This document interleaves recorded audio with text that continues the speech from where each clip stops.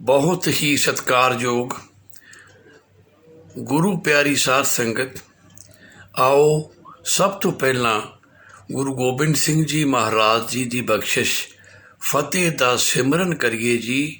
बोलो जी, वाहे गुरु जी का खालसा, वाहे गुरु जी की फतेह। मैं आप जी के चरणों का दास इंजीनियर सुखचैन सिंह लैलपुरी आप जी का बहुत धन्नवादी हाँ कि आप जी ने मैनू बहुत मान सत्कार बख्शिया है। इसलिए मैं आप जी का सदा ऋणी रहांगा। आपां हमेशा की तरह अज भी किसी महान शख्सियत के जीवन उपर विचार करांगे। जदों भारत के उत्ते इस्लामिक राज सी, उस वेले अलाउद्दीन खिलजी ने राजस्थान नूं फतेह करन दा मन बनाया। उस वेले राजस्थान छोटे छोटिया रियासतां दे विच वंडिया होया सी।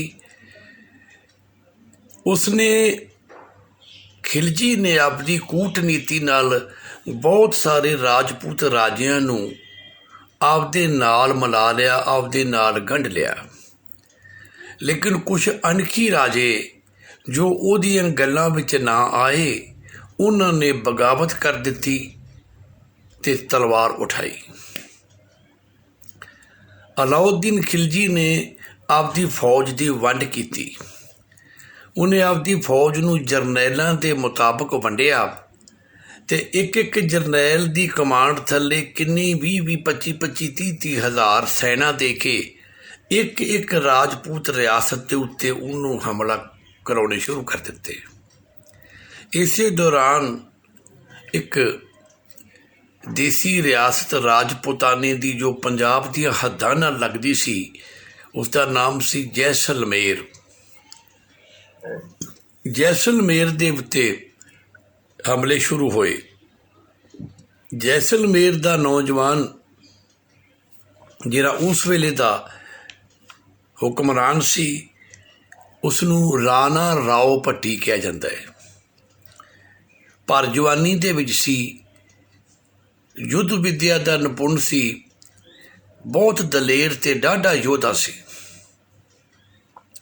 उसदे नाल उहदे साथी, उहदे जरनैल, उहदे चाचे ताए, उहदे आपदे भरा, उहदा कबीला पूरा उहदे तो जान वारदा सी। उन्हें बड़ा डट के मुकाबला किया। अब्दुल गफूर अंसारी नाम का जरनैल जो जैसलमेर के उत्ते लाया गया सी, वो उहदे ते हमला करदा सी। और ये नौजवान बड़े तरीके दे नाल जंगी करतब विखा रहा सी।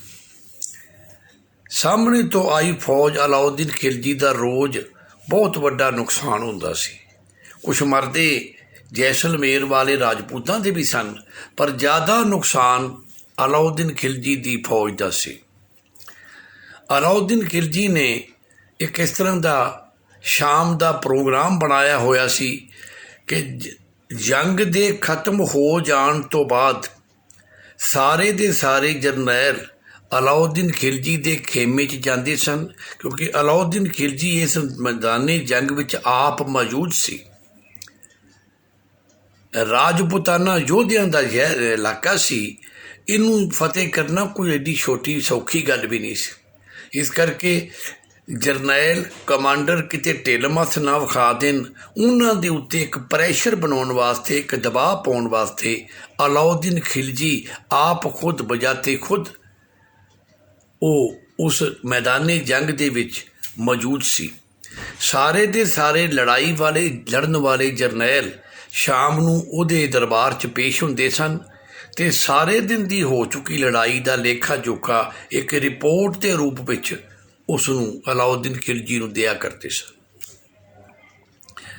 जैसलमेर की रिपोर्ट 2 3 4 दिन बड़ी माड़ी आई अलाउद्दीन खिलजी वास्ते। उन्हें अपने जरनैल नूं कहा, अब्दुल ये की हो रहा है? वो कहते, जामपना, मेरे मुकाबले का नौजवान जो राजा है वो एडा दलेर, एडा जंगी करतब नाल लड़दा है ते और एडी पेशकदमी दे नाल इन्नी दलेरी दिंदा है आपदे पिछले साथियां नूं। उहदी दलेरी दे विच इन्ना दम है कि उहदी पिछलियां फौजां फिर साडियां फौजां उत्ते टुट पैंदियां ने और वो मार मिटण दी हद तक जाके लड़दे ने। वो नौजवान कदी घोड़े ते सवार होकर लड़दा है, कदी थल्ले छलांग मार के थल्ले लड़दा है, कदी फिर छाल मार के घोड़े ते चढ़दा है, कदी घोड़े दे थल्लों ते निकल जाता है। अलाउद्दीन सुन के हैरान होया। वो कहता जामपना उसी नहीं एतबार ते खुद वेख सकते हो। अलाउद्दीन खिलजी ने कहा अब्दुल मैं तेरी जंग नूं कल आप चेक करांगा। अगले दिन जंग का समा होया, बिगल वजे, लड़ाई शुरू हुई। लड़ाई नूं तकरीबन 1 घंटा 2 शुरू होई नूं होए। इन्ने चिर नूं अलाउद्दीन खिलजी एक हाथी दी हवारी ते चढ़ के आ पाया। दूरों उच्चा खड़ो के वो वेख रहा सी इस राजपूत नौजवान राणा राव दे जंगी करतब, और जंगी करतब वेख के बड़ा प्रसन्न ते बड़ा खुश होया। शाम नूं जदों जंग बंद होई, शाम तक वो इसे मोर्चे दे उत्ते रहा अलाउद्दीन खिलजी। जदों जंग बंद होई तो उसने राणा राव दे वाले एक सुलह की चिट्ठी भेजी। अक्सर वो होर भी राजपूत रियासतां नूं सुलह दी चिट्ठियां रोज़ रोज़ भेजदा सी। चिट्ठी पढ़ी गई, भरावां नाल सलाह की गई। चिट्ठी 'च यह लिखिया सी कि मैं तेनों मिलना चाहुंदा है, शायद अपना कोई समझौते का रस्ता निकल पवे। मैं नहीं चाहता कि तू भर जवानी च आपदी जान गवा लवें। भरावां नाल सलाह करके उन्हें चिट्ठी का जवाब दिता। अलाउद्दीन खिलजी ने उन्हें लिखिया कि मैं आपदे नाल 5 होर आपदे साथी लैके आवांगा ते तुसी मैनू एक रिटर्न दे विच एक लिखती इकरारनामा होर भेजो, जिहदे विच ये इकरार करो कि मैं जदों तुहाडे खेमे च पहुंचा तुहाडे नाल मेरी सुलह होवे ना होवे तुसी मेरा कतल नहीं करोगे। इसनूं यकीनी बनाया जाए। अलाउद्दीन खिलजी ने जवाब में फिर पत्र भेजता कि मैं उस अल्लाह नूं उस रब नूं हाज़र नाज़र करके तेनों लिखता हाँ कि तू जदों भी मेरे को आएगा तेरी मेरी गल सिरे चढ़े ना चढ़े तेरा कोई जानी नुकसान नहीं होएगा। ये गल दे उत्ते विचार हो गई और राणा राव अपने 5 साथियों नूं नाल लैके अलाउद्दीन खिलजी दे उस खेमे विच पहुँच गया। उत्थे कोई लम्मी चौड़ी 1-2 घंटिया एक लम्मी चौड़ी वार्तालाप हुई। अलाउद्दीन खिलजी एक हंडिया वरत्या पुराना जरनैल सी, शासक सी। इधरले पासे नौजवान सी। जवानी नूं वर्ग ला लेना पुराने शासकों कोल बड़े दा पेच होया करते ने।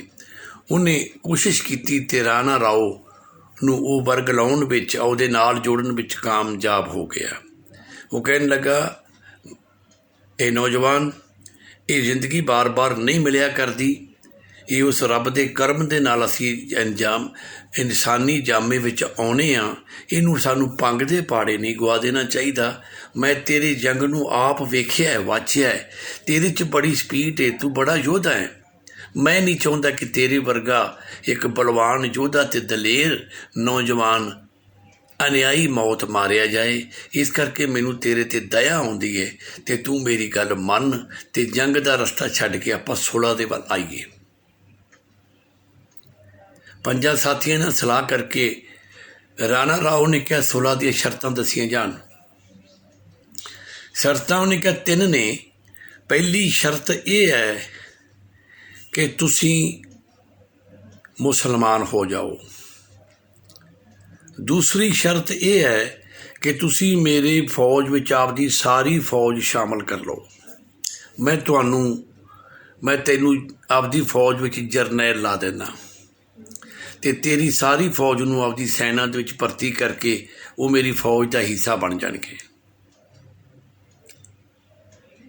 तीसरी शर्त यह है कि तुसी मुसलमान हो जाओ ਜੈਸਲਮੇਰ ਖਾਲੀ ਕਰ ਦਿਓ, ਮੈਂ ਤੁਹਾਨੂੰ ਪੰਜਾਬ ਦੇ ਵਿੱਚ ਕਿਤੇ ਇੱਕ ਵੱਡੀ ਜਗੀਰ ਦੇ ਦਿੰਦਾ, ਤੁਸੀਂ ਇੱਥੋਂ ਚਲੇ ਜਾਓ, ਉੱਥੇ ਜਾ ਕੇ ਆਪਦੀ ਜ਼ਿੰਦਗੀ ਆਰਾਮ ਨਾਲ ਬਤੀਤ ਕਰੋ, ਇੱਥੇ ਸਰਕਾਰ ਦਾ ਵਕਾਰ ਬਹਾਲ ਹੋ ਜਾਏ, ਅਸੀਂ ਜੈਸਲਮੇਰ ਫਤਿਹ ਕਰਕੇ ਫਤਿਹ ਦਾ ਝੰਡਾ ਲਾ ਦਈਏ। ਸਲਾਹ ਮਸ਼ਵਰਾ ਕਰਕੇ ਭਰਾਵਾਂ ਨਾਲ ਰਾਣਾ ਰਾਓ ਨੇ ਕਿਹਾ ਕਿ ਅਸੀਂ ਆਪਦੀ ਫੌਜ ਨੂੰ ਤੇਰੀ ਫੌਜ ਵਿੱਚ ਸ਼ਾਮਲ ਕਰਨ ਦੇ ਲਈ ਤਿਆਰ ਨਹੀਂ, ਅਸੀਂ ਕੁਲਘਾਤੀ ਹੋ ਜਾਵਾਂਗੇ, ਇਹ ਸਾਨੂੰ ਸ਼ਰਤ ਮਨਜ਼ੂਰ ਨਹੀਂ, ਬਾਕੀ ਦੀਆਂ 2 ਸ਼ਰਤਾਂ ਅਸੀਂ ਮੰਨ ਲੈਂਦੇ ਹਾਂ। ਫੈਸਲਾ ਹੋ ਗਿਆ ਕਿ ਇਹਨਾਂ ਨੂੰ ਮੁਸਲਮਾਨ ਕਰ ਦਿੱਤਾ ਜਾਏ।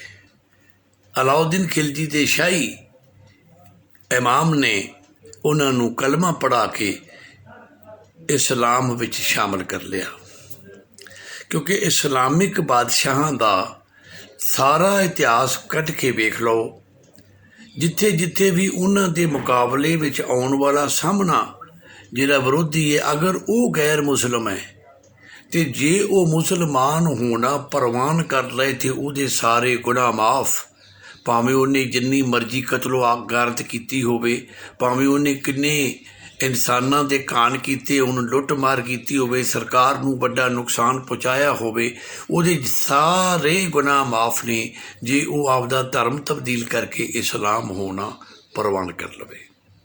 ਇਹ ਇਹਨਾਂ ਦੀ ਵੱਡੀ ਸ਼ਰਤ ਹੋਇਆ ਕਰਦੀ ਸੀ, ਕਿਉਂਕਿ ਇਸਲਾਮ ਇਹ ਗੱਲ ਮੰਨਦਾ ਹੈ ਕਿ ਕਿਸੇ ਗੈਰ ਮੁਸਲਿਮ ਨੂੰ ਇਸਲਾਮ ਵਿੱਚ ਲਿਆਉਣਾ ਇੱਕ ਬਹੁਤ ਵੱਡਾ ਧਰਮ ਹੈ, ਬਹੁਤ ਵੱਡਾ ਪੁੰਨ ਹੈ, ਜਿਹਦਾ ਅਗਲੇ ਜਨਮ ਅਗਲੇ ਦਹਾਕੇ ਜਾ ਕੇ ਉਸ ਪਰਵਰਦਗਾਰ ਦੇ ਦਰਬਾਰ ਵਿੱਚ ਸਾਨੂੰ ਬੜਾ ਵੱਡਾ ਫਲ ਮਿਲਦਾ ਹੈ। ਇਸ ਕਰਕੇ ਇਸ ਤੋਂ ਵੱਡਾ ਹੋਰ ਪੁੰਨ ਨਹੀਂ ਕੋਈ, ਇਸ ਲਈ ਇਹਦੇ 'ਤੇ ਸਾਰਾ ਕੁਛ ਮੰਨ ਜਾਂਦੇ ਨੇ ਕਿ ਤੁਸੀਂ ਇਸਲਾਮ 'ਚ ਆ ਜਾਓ, ਤੁਹਾਡੇ ਸਾਰੇ ਗੁਨਾਹ ਮਾਫ। ਕਲਮਾਂ ਪੜ੍ਹੀਆਂ ਗਈਆਂ ਅਤੇ ਇਹਨਾਂ ਨੂੰ ਪੰਜਾਬ ਦੇ ਵਿੱਚ ਜ਼ਮੀਨ ਦੇਣ ਦੀ ਗੱਲ ਆਈ। ਉਹਨੇ ਕਿਹਾ ਜ਼ਮੀਨ ਕਿੰਨੀ ਹੋਵੇਗੀ? ਉਹਨੇ ਕਿਹਾ ਵੀ ਮੈਂ ਤੁਹਾਨੂੰ 50,000 ਏਕੜ ਜ਼ਮੀਨ ਪੰਜਾਬ 'ਚ ਦੇ ਦਿੰਦਾ। ਰਾਣਾ ਰਾਉਤ ਦੇ ਸਾਥੀਆਂ ਨੇ ਕਿਹਾ ਵੀ 3 ਲੱਖ ਤੋਂ ਤਾਂ 3 ਲੱਖ ਏਕੜ ਤੋਂ ਤਾਂ ਦੀ ਜ਼ਮੀਨ ਇਸ ਵੇਲੇ ਸਾਡੇ ਕਬਜ਼ੇ ਵਿੱਚ ਹੈ ਜੈਸਲਮੇਰ ਦੀ, ਅਤੇ ਇੰਨੀ ਦੀ ਇੰਨੀ ਜ਼ਗੀਰ ਸਾਨੂੰ ਅੱਗੇ ਦੇ ਦਿੱਤੀ ਜਾਏ। ਖੈਰ ਗੱਲਾਂ ਗੁੱਲਾਂ ਚੱਲਦਿਆਂ ਸਿਰੇ ਨਾ ਲੱਗੀਆਂ, ਲੇਕਿਨ ਫੈਸਲਾ ਇੱਥੇ ਕੁ ਹੋਇਆ ਕਿ 1.5 ਲੱਖ ਜ਼ਮੀਨ, 1.5 ਲੱਖ ਏਕੜ ਜ਼ਮੀਨ ਪੰਜਾਬ ਵਿੱਚ 2 ਥਾਵਾਂ 'ਤੇ ਕਰਕੇ ਤੁਹਾਨੂੰ ਦੇ ਦਿੱਤੀ ਗਈ, 2 ਥਾਵਾਂ 'ਤੇ ਕਰਕੇ ਅਲਾਟ ਕਰ ਦਿੱਤੀ ਗਈ। ਇੱਕ ਜ਼ਮੀਨ ਦਾ ਹਿੱਸਾ ਮਾਲਵੇ ਦੇ ਵਿੱਚ ਬਠਿੰਡੇ ਦੇ ਲਾਗੇ ਸੀ, ਅਤੇ ਇੱਕ ਜ਼ਮੀਨ ਦਾ ਦੂਸਰਾ ਹਿੱਸਾ ਜਿਹੜਾ ਸੀ ਉਹ ਮਾਝੇ ਦੇ ਵਿੱਚ, ਜਿਹੜਾ ਕਿ ਇਸ ਵੇਲੇ ਮਾਝੇ ਦਾ ਪੰਜਾਬ ਜੋ ਇਸ ਵੇਲੇ ਪਾਕਿਸਤਾਨ ਵਿੱਚ ਹੈ ਉਹਦੇ 'ਚ ਸੀ। ਜ਼ਮੀਨਾਂ ਮਿਲ ਗਈਆਂ, ਇੱਧਰ ਆ ਗਏ। ਭਰਾਵਾਂ ਦੀ ਵੰਡ ਹੋਈ।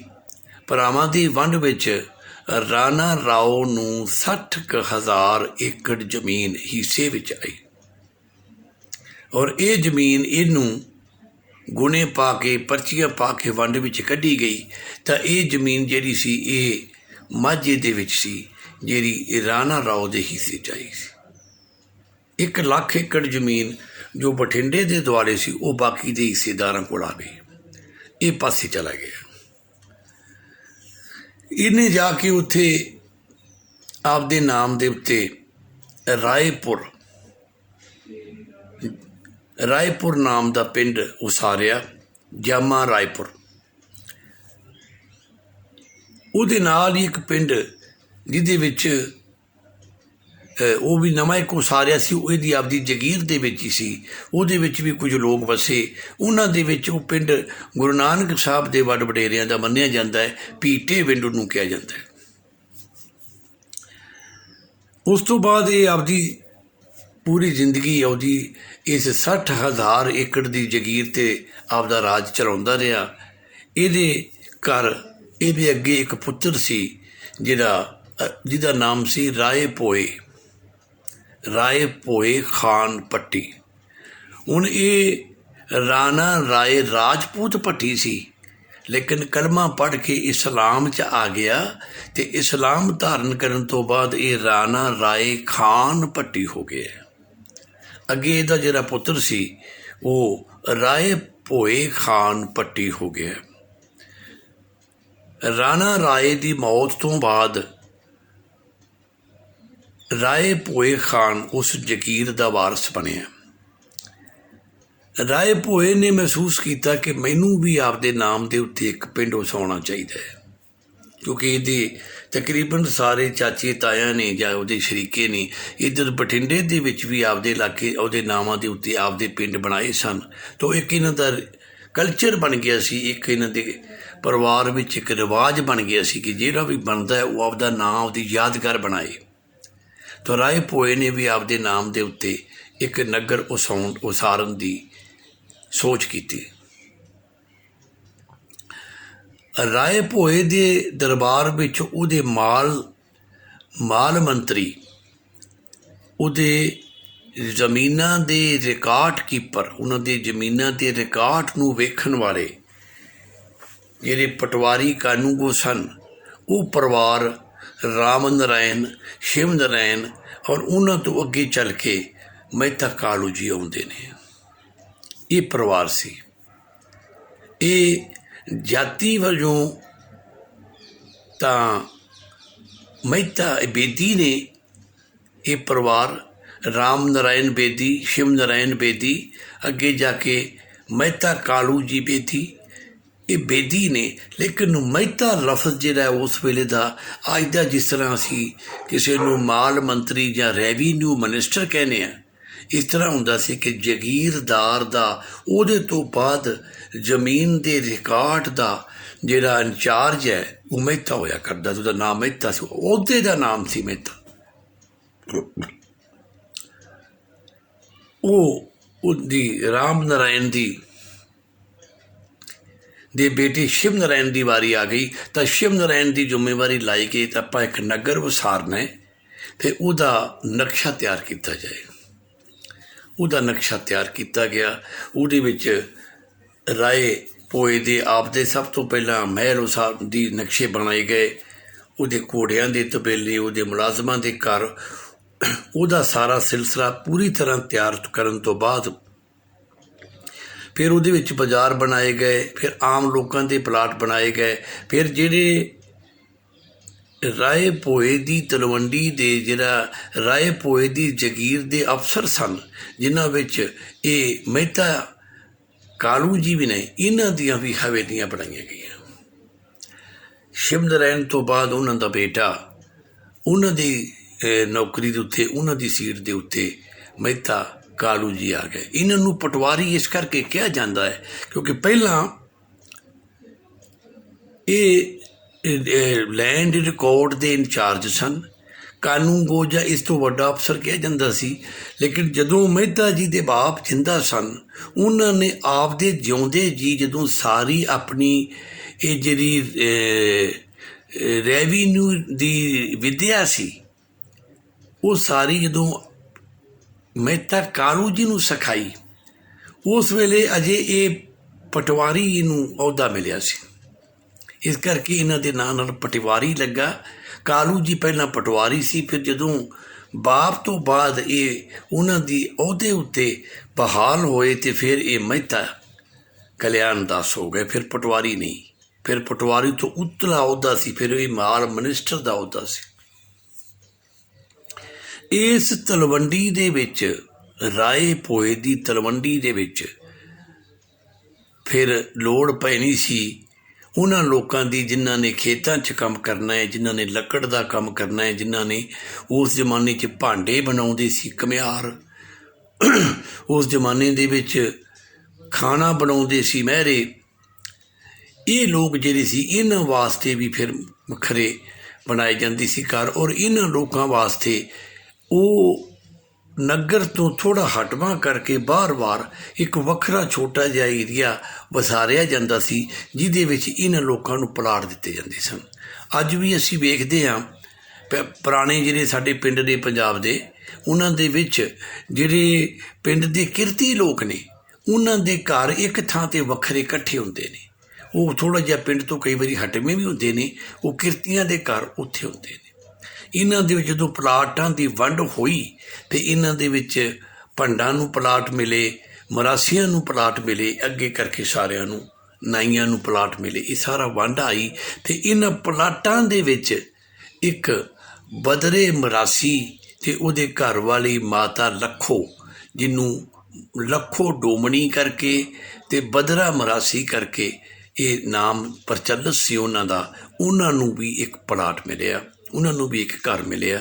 ਉਹਨਾਂ ਦੀ ਇਹਨਾਂ ਕਿਰਤੀਆਂ ਦੀ ਮਦਦ ਕੀਤੀ ਜਾਂਦੀ ਸੀ ਕਿ ਜਦੋਂ ਪਿੰਡ ਉਸਾਰ ਲਿਆ ਜਾਂਦਾ ਸੀ ਅਤੇ ਪਿੰਡ ਦੇ ਮਾਲਕ ਦੇ ਉਸਾਰੀ ਤੋਂ ਬਾਅਦ ਬਚੇ ਹੋਏ ਸਾਰੇ ਸਮਾਨ ਨੂੰ ਇਹਨਾਂ ਕਿਰਤੀਆਂ ਨੂੰ ਦੇ ਦਿੱਤਾ ਜਾਂਦਾ ਸੀ। ਇਹ ਫਿਰ ਉਹਦੇ ਘਰ ਬਣਾ ਲੈਂਦੇ ਸੀ, ਜਿੰਨੀ ਕੁ ਲੋੜ ਸੀ ਇਹ ਕੋਲੋਂ ਖਰਚ ਕਰ ਲੈਂਦੇ ਸੀ, ਬਾਕੀ ਇਹਨਾਂ ਨੂੰ ਕੋਈ ਸਮਾਨ ਉੱਥੋਂ ਮਿਲ ਜਾਂਦਾ ਸੀ, ਕਿਉਂਕਿ ਇਹਨਾਂ ਲੋਕਾਂ ਨੇ ਤਾਂ ਅੱਗੇ ਜਾ ਕੇ ਬਣਾਉਣਾ ਹੁੰਦਾ ਸੀ। ਇਹੀ ਤਾਂ ਰਾਜ ਮਿਸਤਰੀ ਹੁੰਦੇ ਸੀ, ਇਹੀ ਤਾਂ ਲੱਕੜ ਦੇ ਮਿਸਤਰੀ ਹੁੰਦੇ ਸੀ, ਤਾਂ ਬਚਿਆ ਹੋਇਆ ਸਮਾਨ ਇਹਨਾਂ ਨੂੰ ਮਿਲ ਜਾਂਦਾ ਸੀ। ਹੁਣ ਇਹ ਜਿਹੜਾ ਬਦਰਾ ਮਰਾਸੀ ਹੈ, ਇਹਦੇ ਘਰ ਇੱਕ ਬਾਲਕ ਨੇ ਜਨਮ ਲਿਆ, ਜਿਹਦਾ ਇਤਿਹਾਸਕਾਰਾਂ ਨੇ ਵੱਖ ਵੱਖ ਨਾਮ ਦਿੱਤਾ ਹੈ। ਇਹਦੇ ਵਿੱਚ ਇੱਕ ਨਾਮ ਮਰ ਜਾਣਾ ਆਉਂਦਾ ਹੈ, ਇੱਕ ਨਾਮ ਦਾਨਾ ਆਉਂਦਾ ਹੈ, ਅਤੇ ਜਿਹੜਾ ਗੁਰੂ ਨਾਨਕ ਦੇਵ ਮਹਾਰਾਜ ਜੀ ਦੀ ਬਖਸ਼ਿਸ਼ ਹੈ ਉਹ ਨਾਮ ਹੈ ਭਾਈ ਮਰਦਾਨਾ। ਅੱਜ ਆਪਾਂ ਗੁਰੂ ਨਾਨਕ ਦੇਵ ਜੀ ਮਹਾਰਾਜ ਜੀ ਦੇ ਪਰਮ ਪਿਆਰੇ ਸਾਥੀ, ਜੋ ਸਾਰੀ ਜ਼ਿੰਦਗੀ ਗੁਰੂ ਨਾਨਕ ਦੇਵ ਜੀ ਮਹਾਰਾਜ ਜੀ ਦੇ ਨਾਲ ਰਹੇ ਅਤੇ ਉਹਨਾਂ ਦੇ ਮੁਬਾਰਕ ਗੋਦ ਵਿੱਚ ਉਹਨਾਂ ਨੇ ਆਖਰੀ ਸਵਾਸ ਲਿਆ, ਉਹ ਭਾਈ ਮਰਦਾਨਾ ਜੀ, ਉਹਨਾਂ ਦੇ ਜੀਵਨ ਉੱਤੇ ਆਪਾਂ ਅੱਜ ਵਿਚਾਰ ਕਰਾਂਗੇ। ਗੁਰੂ ਨਾਨਕ ਦੇਵ ਜੀ ਮਹਾਰਾਜ ਇੱਕ ਬੜੇ ਉੱਚ ਬੇਦੀ ਘਰਾਣੇ ਦੇ ਸਨ ਅਤੇ ਇੱਕ ਵੱਡੇ ਅਹਿਲਕਾਰ, ਇੱਕ ਵੱਡੇ ਮੰਤਰੀ, ਇੱਕ ਵੱਡੇ ਰਾਈਸ ਆਦਮੀ ਮਹਿਤਾ ਕਾਲੂ ਜੀ, ਮਹਿਤਾ ਕਲਿਆਣ ਦਾਸ ਜੀ ਦੇ ਇਕਲੌਤੇ ਸਪੁੱਤਰ ਸਨ ਅਤੇ ਰਾਏ ਭੋਏ ਦੀ ਤਲਵੰਡੀ ਦੇ ਵਿੱਚ ਇਹਨਾਂ ਦਾ ਰਾਏ ਭੋਏ ਜਿੰਨਾ ਹੀ ਸਤਿਕਾਰ ਸੀ। ਇਹ ਆਪਣੀ ਭੈਣ ਬੇਬੇ ਨਾਨਕੀ ਤੋਂ ਕਾਫੀ ਛੋਟੇ ਸਨ। ਜਦੋਂ ਕਾਫੀ ਦੇਰ ਬੱਚਾ ਨਾ ਹੋਇਆ ਤਾਂ ਮਾਤਾ ਤ੍ਰਿਪਤਾ ਨੇ ਜਦੋਂ ਕਿਸੇ ਧਰਮ ਸਥਾਨ 'ਤੇ ਜਾਣਾ, ਛੋਟੀ ਜੀ ਨਿੱਕੀ ਜੀ ਦਾ ਨਾਨਕੀ ਨਾਲ ਜਾਣੀ, ਉਹਨੇ ਕਹਿਣਾ, ਨਾਨਕੀਏ ਭਗਵਾਨ ਕੋਲੋਂ ਝੋਲੀ ਕਰਕੇ ਮੰਗ, ਮੈਨੂੰ ਵੀ ਭਗਵਾਨ ਵੀਰ ਦੇ। ਅਤੇ ਨਿੱਕੀ ਜੀ ਝੋਲੀ ਕਰਕੇ ਨਾਨਕੀ ਨੇ ਵੀਰ ਦੀ ਮੰਗ ਦਿਲੋਂ ਹੋ ਗਈ ਕਰਨੀ, ਕਿਉਂਕਿ ਛੋਟਾ ਬੱਚੇ ਦਾ ਦਿਲ ਸਾਫ਼ ਹੁੰਦਾ ਹੈ ਅਤੇ ਉਹ ਜਿਹੜਾ ਵੀ ਕੰਮ ਕਰਦਾ ਦਿਲੋਂ ਹੀ ਕਰਦਾ ਹੈ। ਉਹਨੇ ਵੀ ਮੰਗ ਪੁੱਛਦੀ ਅਤੇ ਰੀਝ ਵੀ ਬੜੀ ਸੀ। ਜਦੋਂ ਛੋਟੀ ਹੁੰਦੀ ਉਹਦੀਆਂ ਸਹੇਲੀਆਂ ਦੇ ਨਾਲ, ਨਿੱਕੀਆਂ ਬੱਚੀਆਂ ਦੇ ਨਾਲ ਖੇਡਣ ਜਾਂਦੀ ਸੀ, ਉਹ ਉਹਦੇ ਛੋਟੇ ਛੋਟੇ ਵੀਰ ਚੁੱਕ ਕੇ ਲਿਆਉਂਦੀਆਂ ਸੀ। ਉਹਨਾਂ ਕੋਲੋਂ ਚੁੱਕ ਕੇ ਉਹਨਾਂ ਦੇ ਭਰਾਵਾਂ ਨੂੰ ਚੁੱਕਦੀ ਸੀ। ਕਈ ਵਾਰੀ ਉਹਨਾਂ ਨੇ ਮਨਾ ਕਰ ਦੇਣਾ, ਇਹਨੂੰ ਬੜਾ ਬੁਰਾ ਲੱਗਣਾ ਅਤੇ ਇਹਨੇ ਰੱਬ ਕੋਲੋਂ ਮੰਗ ਕਰਨ, ਉੱਥੇ ਹੀ ਲੱਗ ਪੈਣਾ ਵੀ ਮੈਨੂੰ ਵੀ ਵੀਰ ਦੇ। ਇੱਕ ਦਿਨ ਮਾਤਾ ਤ੍ਰਿਪਤਾ ਬੈਠੀ ਹੈ ਆਪਦੀ ਹਵੇਲੀ ਦੇ ਵਿਹੜੇ ਵਿੱਚ ਅਤੇ ਦੂਰੋਂ ਨਜ਼ਰ ਆ ਰਿਹਾ, ਬਾਹਰੋਂ ਗੇਟ ਤੋਂ ਦੂਰੋਂ ਬਾਹਰੋਂ ਨਿੱਕੀ ਜੀ ਨਾਨਕੀ ਆ ਰਹੀ ਅਤੇ ਝੋਲੀ ਕਦੀ ਫਿਰ ਕਰ ਲੈਂਦੀ, ਛੱਡ ਦਿੰਦੀ ਏ, ਮੂੰਹ 'ਚ ਕੁਛ ਬੋਲਦੀ ਏ, ਫਿਰ ਝੋਲੀ ਕਰਕੇ ਮੰਗਦੀ ਏ ਅਤੇ ਫਿਰ ਛੱਡ ਦਿੰਦੀ।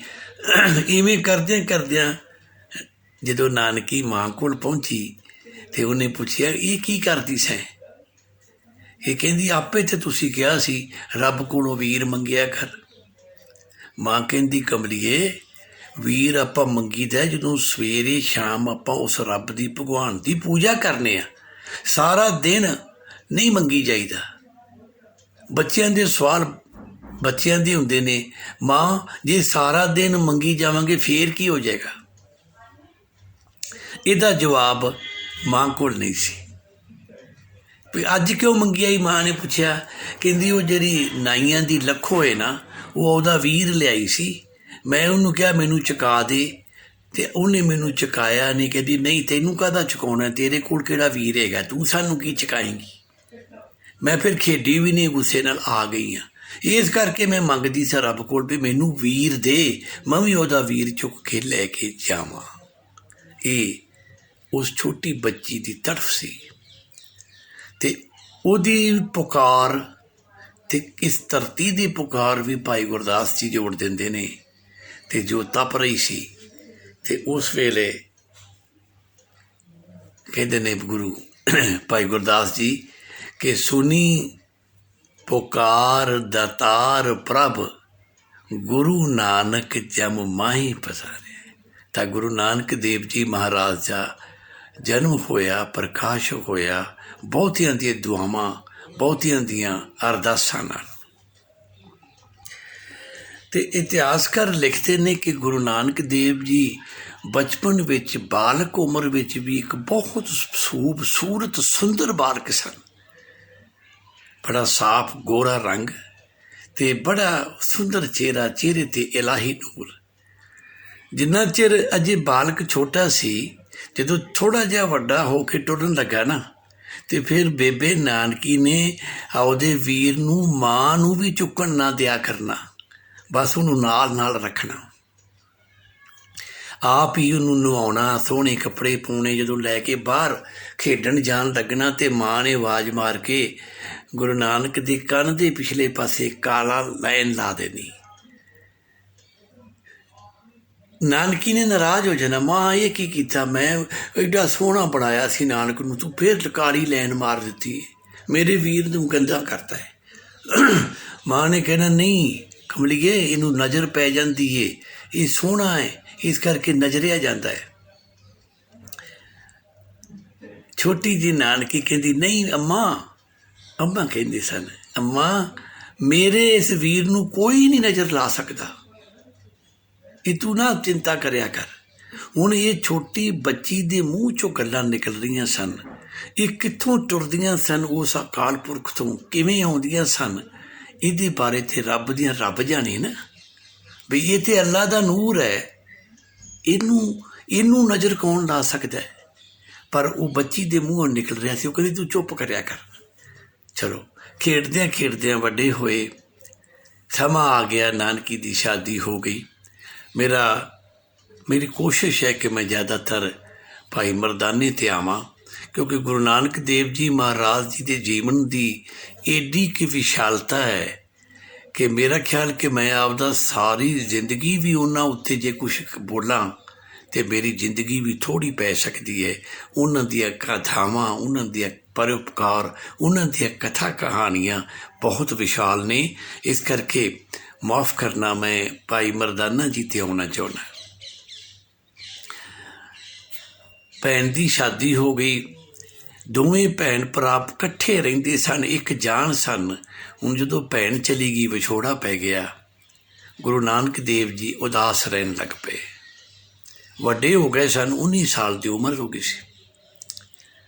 ਇੱਕ ਦਿਨ ਘਰ ਤੋਂ ਬਾਹਰ ਬੈਠੇ ਨੇ ਕਿਸੇ ਰੁੱਖ ਦੇ ਥੱਲੇ, ਤੇ ਰਸਤੇ ਦੇ ਉੱਤੇ ਰੁੱਖ ਹੈ, ਤੇ ਦੂਰੋਂ ਵੇਖ ਰਹੇ ਨੇ ਕਿ ਕੋਈ ਉਹ ਪਰਲੇ ਪਾਸੋਂ ਕੋਈ ਆ ਰਿਹਾ ਹੈ ਵਿਅਕਤੀ, ਤੇ ਉੱਚੀ ਉੱਚੀ ਗਾ ਰਿਹਾ ਹੈ, ਤੇ ਆਵਾਜ਼ ਬੜੀ ਮਿੱਠੀ ਹੈ, ਤੇ ਬੜਾ ਸੁਰ ਵਿੱਚ ਗਾ ਰਿਹਾ ਹੈ।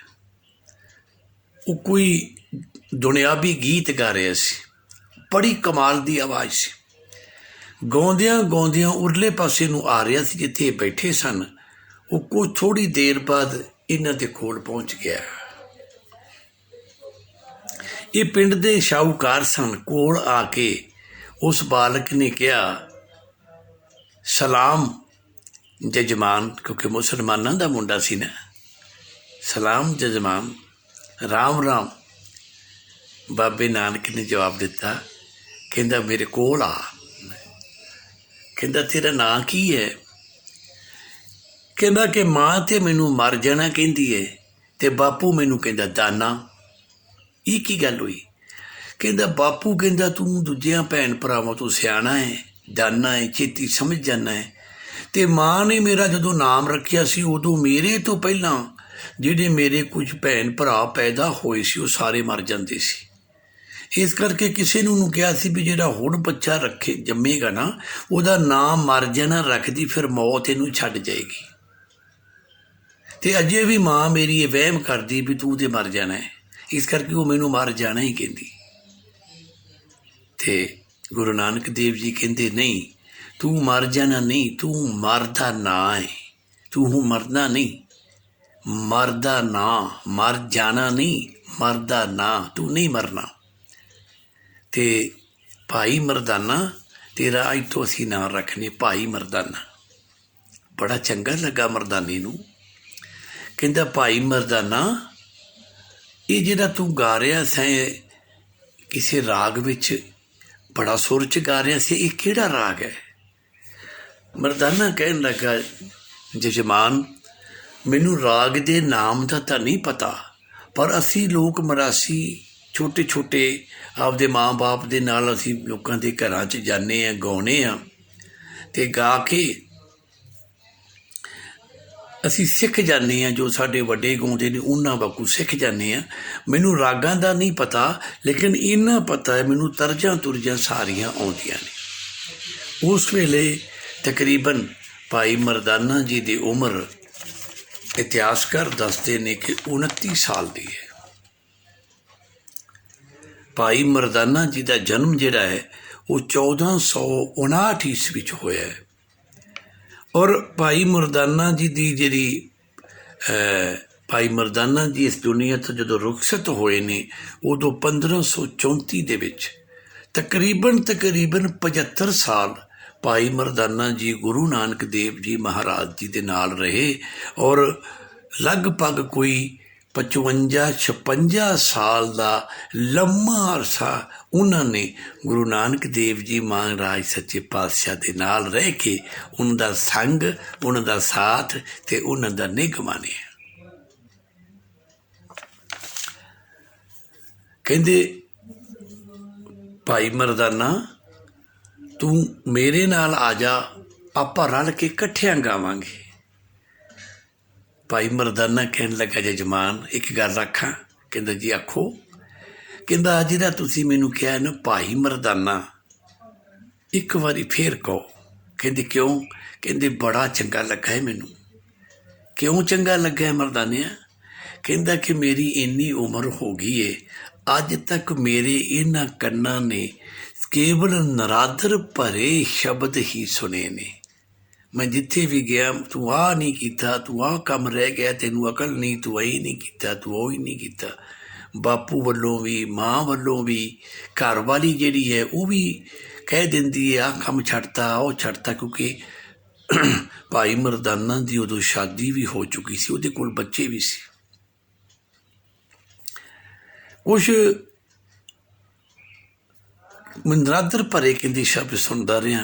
अज पहली बारी है कि तुहाडे मूँह चों एक एडे वड्डे व्यक्ति दे मूँह चों भाई मरदाना शब्द मेरे कन्नां च पै रहा, मैनूं बड़ा चंगा लगा है। गुरु नानक देव जी महाराज ने बैठे हुए सन ना थड़े ते, उठ के ते भाई मरदाने नूं गलनन ला रहा। गलनन ला के कहंदे तू तो मेरा वीर है। मरदाना कहन लगा जजमान जे किसी ने पिंड वाले ने लंघदियां वेख लिया मेरे घर शिकायत चली जाएगी कि मरासियां दा मुंडा उच्च जाति दे उस नानक दे नाल ही नहीं खलोता, उहदे नाल जफियां पा पा के गल्लां कर रहा सी ते सानू ते लोग पिंडों कढ देणगे। कहंदे भाई मरदाना तू मेरे नाल मेरी संगत करेगा, आपां कट्ठे गावांगे। कहंदा मैं गावां तां लवांगा, मैं संगत दी ते तैयार हाँ। तुसीं मेरा बड़ा आदर सहित नाम भी रखिया है, पर मुश्किल आउंदी है। कहंदे की? कहंदे भी जदों तुहाडे रिश्तेदारां नूं पता लगेगा कि एक मरासियां दा मुंडा जिहड़ा है वो नानक दा दोस्त बन गया, वो तुहाडे घर भी उलामे लैके जाणगे ते मेरे घर तो उलामे की मेरे ते मैनू ते मेरे बाप नूं मारन तक जाणगे, कुट्टन तक जाणगे भी वो ते बच्चा भोला है साडा ते तेरे मुंडे नूं शर्म नहीं आउंदी?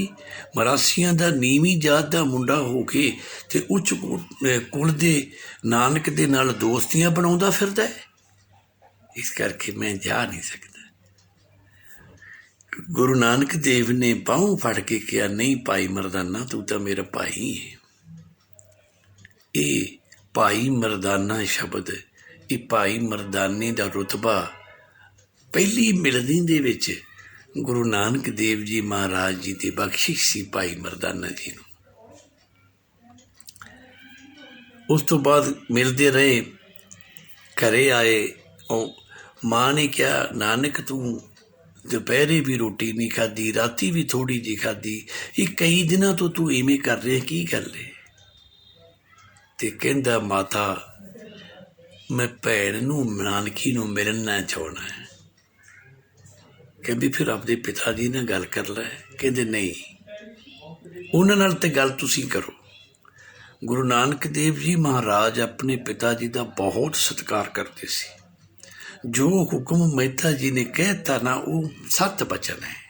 ਸਵੇਰੇ ਜਦੋਂ ਉੱਠਣਾ, ਮਾਂ ਬਾਪ ਦੇ ਚਰਨਾਂ 'ਤੇ ਮੱਥਾ ਟੇਕਣਾ ਉਹਨਾਂ ਨੇ ਕਦੀ ਭੁੱਲਿਆ ਨਹੀਂ ਸੀ।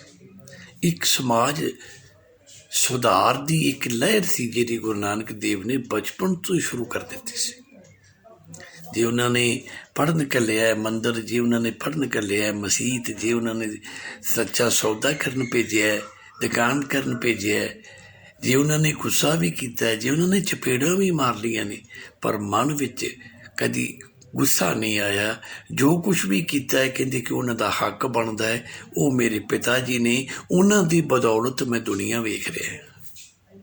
ਇਹ ਜਜ਼ਬਾਤ, ਇਹ ਹੁਕਮ, ਇਹ ਗੱਲਬਾਤ ਸਨ ਗੁਰੂ ਨਾਨਕ ਦੇਵ ਜੀ ਮਹਾਰਾਜ। ਹੁਣ ਮਾਂ ਨੇ ਮਹਿਤਾ ਜੀ ਨਾਲ ਗੱਲ ਕੀਤੀ ਵੀ ਨਾਨਕ ਚਾਹੁੰਦਾ ਹੈ ਨਾਨਕੀ ਕੋਲ ਹੋ ਆਵਾਂ। ਉਹ ਕਹਿੰਦਾ ਤੂੰ ਕਮਲੀ ਹੋ ਗਈ, ਅਜੇ ਕੱਲ੍ਹ ਆਪਾਂ ਨਾਨਕੀ ਟੋਰੀਏ, ਉਹ ਕੁੜਮ ਕੀ ਕਹਿਣਗੇ, ਕੱਲ੍ਹ ਕੁੜੀ ਟੋਰੀ, ਅੱਜ ਆਪ ਆ ਗਏ ਨੇ, ਇਸ ਕਰਕੇ ਚੰਗਾ ਨਹੀਂ ਲੱਗਦਾ। ਕੋਈ ਗੱਲ ਨਹੀਂ, ਕੋਈ ਥੋੜ੍ਹਾ ਟਾਈਮ ਪੈ ਲੈਂਦੇ, ਫਿਰ ਮਿਲ ਆਵਾਂਗੇ। ਅਜੇ ਨਾਨਕ ਨੂੰ ਜਾਣ ਦਈਏ। ਕਿ ਨਹੀਂ, ਨਾਨਕ ਕਿਉਂ ਚਲਾ ਜਾਵੇ? ਫਿਰ ਮਾਂ ਨੇ ਕਿਹਾ ਕਿ ਨਾ ਚੱਜ ਨਾਲ ਰੋਟੀ ਖਾਂਦਾ ਜੇ, ਨਾ ਚੱਜ ਨਾਲ ਸੌਂਦਾ ਜੇ, ਰਾਤ ਵੀ ਜਾਗਦਾ ਰਹਿੰਦਾ, ਇਸ ਕਰਕੇ ਬੜਾ ਉਧਰਿਆ ਪਿਆ ਹੈ। ਅਤੇ ਉੱਥੇ ਉਹ ਕੁੜੀ ਦਾ ਵੀ ਇਹੋ ਹੀ ਹਾਲ ਹੋਇਆ ਹੋਵੇਗਾ, ਕਿਉਂਕਿ ਦੋਵੇਂ ਭੈਣ ਭਰਾ ਇੱਕ ਜੁੱਟ ਤਾਂ ਰਹਿੰਦੇ ਸੀ ਇਕੱਠੇ। ਇਹ ਤਾਂ ਆਪਣੇ ਕੋਲ ਹੈ, ਉਹ ਤਾਂ ਬਗਾਨੇ ਘਰ ਹੈ, ਉਹਦਾ ਕੀ ਹਾਲ ਹੋਵੇਗਾ? ਮੈਂ ਤੁਹਾਨੂੰ ਕਹਿੰਦੀ ਹਾਂ, ਜਾ ਲੈਣ ਦਿਓ, ਇੱਕ ਵਾਰੀ ਮਿਲ ਗਿਲ ਕੇ ਆ ਜਾਏਗਾ। 2-3 ਵਾਰੀ ਇਸ ਤਰ੍ਹਾਂ ਮਿਲ ਕੇ ਗਿਲਦੇ ਰਹਿਣਗੇ, ਫਿਰ ਦਿਲ ਧਰ ਜਾਣਗੇ, ਉਹ ਉਹਦੇ ਘਰ ਖੁਸ਼ ਹੋ ਜਾਏਗੀ, ਇਹ ਵੀ ਦਿਲ ਧਰ ਜਾਏਗਾ, ਜਾਣ ਦਿਓ। ਮਹਿਤਾ ਜੀ ਮੰਨ ਗਏ, ਕਿਉਂਕਿ ਮਹਿਤਾ ਜੀ ਦਾ ਨਾਨਕੀ ਦੇ ਨਾਲ ਬਹੁਤ ਪਿਆਰ ਸੀ। ਜੋ ਵੀ ਨਾਨਕੀ ਨੇ ਕਹਿ ਦੇਣਾ ਉਹ ਮੰਨ ਜਾਂਦੇ ਸਨ। ਕਿਸੇ ਵੇਲੇ ਤ੍ਰਿਪਤਾ ਜੀ ਨੇ ਕੁਛ ਕਹਿਤਾ, ਨਹੀਂ ਮੰਨਿਆ, ਫਿਰ ਨਾਨਕੀ ਨੇ ਕਹਿਤਾ, ਉਹ ਮੰਨ ਗਏ। ਨਾਨਕ ਨੇ ਤਾਂ ਕਹਿਣਾ ਹੀ ਨਹੀਂ ਸੀ। ਜੇ ਨਾਨਕ ਨੇ ਕੋਈ ਕੰਮ ਕਹਿਣਾ ਹੈ ਤੇ ਉਹ ਵੀ ਭੈਣ ਰਾਹੀਂ ਕਹਿਣਾ ਹੈ, ਤੇ ਭੈਣ ਨੇ ਬਾਪੂ ਕੋਲੋਂ ਗੱਲ ਮਨਵਾ ਲੈਣੀ। ਬੜਾ ਮੋਹ ਸੀ ਬਾਪ ਬੇਟੀ ਦਾ। ਮੰਨ ਗਏ, ਟੁਰ ਗਏ। ਜਾਣ ਲੱਗਿਆ, ਇਕੱਲਾ ਨਹੀਂ ਘੱਲਣਾ, ਕਹਿੰਦੇ ਜੀ ਮੈਂ ਮਰਦਾਨੀ ਨੂੰ ਲੈ ਜਾਂਦਾ। ਮਰਦਾਨੀ ਨੂੰ ਨਾਲ ਲੈ ਲਿਆ ਅਤੇ ਭੈਣ ਦੇ ਘਰ ਚਲੇ ਗਏ। ਉਸ ਵੇਲੇ ਕਿਵੇਂ ਪਹੁੰਚੇ ਨੇ, ਕੋਈ ਸਾਧਨ ਨਹੀਂ ਸੀ, ਇਹ ਇਤਿਹਾਸ ਇਸ ਬਾਰੇ ਖਾਮੋਸ਼ ਹੈ। ਪਹੁੰਚ ਗਏ, ਸ਼ਾਮ ਦਾ ਟਾਈਮ ਹੈ। ਬੇਬੇ ਨਾਨਕੀ ਆਪਦੇ ਚੌਂਕੇ 'ਚ ਬੈਠੀ ਪ੍ਰਸ਼ਾਦੇ ਬਣਾ ਰਹੀ। ਇੱਕ ਪ੍ਰਸ਼ਾਦਾ ਬਣਾਉਂਦਿਆਂ ਪ੍ਰਸ਼ਾਦਾ ਫੁੱਲਿਆ। ਫੁੱਲੇ ਹੋਏ ਪ੍ਰਸ਼ਾਦੇ ਨੂੰ ਚੰਗਾ ਸ਼ਗਨ ਮੰਨਿਆ ਜਾਂਦਾ ਸੀ। ਅਤੇ ਜਦੋਂ ਬੇਬੇ ਇੱਥੇ ਘਰ 'ਚ ਸੀ ਨਾ, ਅਤੇ ਜਿੰਨੇ ਪ੍ਰਸ਼ਾਦੇ ਫੁੱਲਣ ਵਾਲੇ ਹੁੰਦੇ ਸੀ ਨਾ, ਉਹ ਫੁੱਲੇ ਪ੍ਰਸ਼ਾਦੇ ਆਪਦੇ ਵੀਰ ਨੂੰ ਛਕਾਉਂਦੀ ਸੀ, ਦੂਜੇ ਆਪ ਜਾਂ ਆਪਦੇ ਮਾਂ ਬਾਪ ਨੂੰ ਦਿੰਦੇ। ਹੁਣ ਪਰ ਜਦੋਂ ਪ੍ਰਸ਼ਾਦਾ ਫੁੱਲਿਆ ਅਤੇ ਵੀਰ ਦੀ ਯਾਦ ਆਉਣੀ ਸੁਭਾਵਿਕ ਸੀ। ਵੀਰ ਦੀ ਨਾਨਕ ਦੀ ਯਾਦ ਆ ਗਈ, ਅੱਖਾਂ ਗਿੱਲੀਆਂ ਹੋ ਗਈਆਂ। ਅਜੇ ਕੀ ਸੋਚ ਹੀ ਰਹੀ ਸੀ ਕਿ ਦਰਵਾਜ਼ਾ ਖਟਖਟਾਇਆ। ਮਰਦਾਨੇ ਨੇ ਆਵਾਜ਼ ਦਿੱਤੀ, ਬੇਬੇ ਨਾਨਕੀ ਦਰਵਾਜ਼ਾ ਖੋਲ, ਤੇਰਾ ਵੀਰ ਨਾਨਕ ਆਇਆ ਹੈ। ਨਾਨਕੀ ਨੂੰ ਇੰਝ ਲੱਗਾ ਜਿਵੇਂ ਭੁਲੇਖਾ ਪੈ ਗਿਆ। ਥੋੜ੍ਹੀ ਜਿਹੀ ਰੁਕੇ, ਜਦੋਂ ਫੇਰ ਆਵਾਜ਼ ਆਈ, ਸੱਚਮੁੱਚ ਆ ਗਿਆ। ਖੁਸ਼ੀ ਦੀ ਹੱਦ ਨਾ ਰਹੀ। ਉਵੇਂ ਹੀ ਭੱਜ ਪਈ ਉੱਥੋਂ, ਕਿਉਂਕਿ ਚੌਂਕੇ 'ਤੇ ਚੜ੍ਹਨ ਤੋਂ ਪਹਿਲਾਂ ਜੁੱਤੀ ਚੱਪਲ ਉਤਾਰ ਕੇ ਚੜ੍ਹਿਆ ਜਾਂਦਾ ਸੀ, ਉਸ ਵੇਲੇ ਦਾ ਰਿਵਾਜ ਸੀ। ਭੱਜ ਕੇ ਦਰਵਾਜ਼ਾ ਖੋਲ੍ਹਿਆ, ਖੋਲ੍ਹ ਕੇ ਹੈਰਾਨ ਰਹਿ ਗਈ ਅਤੇ ਸਾਹਮਣੇ ਨਾਨਕ ਖੜ੍ਹਾ ਹੈ। ਉਹ ਦਰਵਾਜ਼ੇ ਦੇ ਵਿੱਚ ਹੀ ਉਹਨੇ ਗੱਲ ਨਾਲ ਲਾ ਲਿਆ ਵੀਰ ਨੂੰ। ਇਹ ਗੱਲ ਭੁੱਲ ਗਈ ਕਿ ਮੈਂ ਉਹਦੇ ਸਹੁਰੇ ਘਰ ਹਾਂ ਅਤੇ ਅਜੇ ਨਵੀਂ ਨਵੀਂ ਵਿਆਹੀ ਆਈ। ਖੈਰ ਮਿਲੇ, ਅੰਦਰ ਚਲੇ ਗਏ। ਨਾਨਕ ਆਇਆ ਹੈ। ਕੁਝ ਸਮਾਨ ਮਾਂ ਨੇ ਦੇ ਕੇ ਘੱਲਿਆ ਸੀ ਭੈਣ ਵਾਸਤੇ, ਖਾਲੀ ਨਹੀਂ ਜਾਈਦਾ, ਉਹ ਦਿੱਤਾ ਦੁੱਤਾ। ਗੱਲਬਾਤ ਹੋਈ, ਮਰਦਾਨੇ ਨੂੰ ਗੱਲ ਕੀਤੀ, ਭੈਣ ਨਾਲ ਰਾਏ ਕੀਤੀ। ਕਹਿੰਦਾ ਭੈਣ ਬੇਬੇ ਕਿਆ ਕਰਦੇ ਸਨ, ਬੇਬੇ ਇਹ ਮਰਦਾਨੇ ਨੂੰ ਗਾਉਣਾ ਆਉਂਦਾ ਹੈ, ਮੈਂ ਇਹਨੂੰ ਆਪਦੇ ਨਾਲ ਰੱਖਣਾ ਚਾਹੁੰਦਾ। ਮੈਂ ਉਸ ਰੱਬ ਦੇ ਕੁਛ ਗੀਤ ਜਿਹੜੇ ਨੇ ਉਹ ਇਹਦੇ ਕੋਲੋਂ ਨਾਲ ਅਸੀਂ ਇਕੱਠੇ ਗਾਵਾਂਗੇ ਅਤੇ ਮੈਂ ਇਹਨੂੰ ਨਾਲ ਰੱਖਣਾ ਹੈ। ਭੈਣ ਭਰਾ ਦੀਆਂ ਰਮਜ਼ਾਂ ਸਮਝਦੀ ਸੀ ਵੀ ਇਹ ਉਸ ਰੱਬ ਦੇ ਰੰਗ ਵਿੱਚ ਰੰਗਿਆ, ਇਹਨੇ ਰੱਬ ਨੂੰ ਹੀ ਰਝਾਉਣਾ ਹੈ ਨਾ ਗਾ ਕੇ। ਉਹਨੇ ਸਹਿਮਤੀ ਦੇ ਦਿੱਤੀ, ਹੋ ਗਈ ਗੱਲ। ਅਤੇ ਬਿਨਾਂ ਕਿਸੇ ਸਾਜ਼ ਤੋਂ ਕਿਵੇਂ ਗਾਓਗੇ?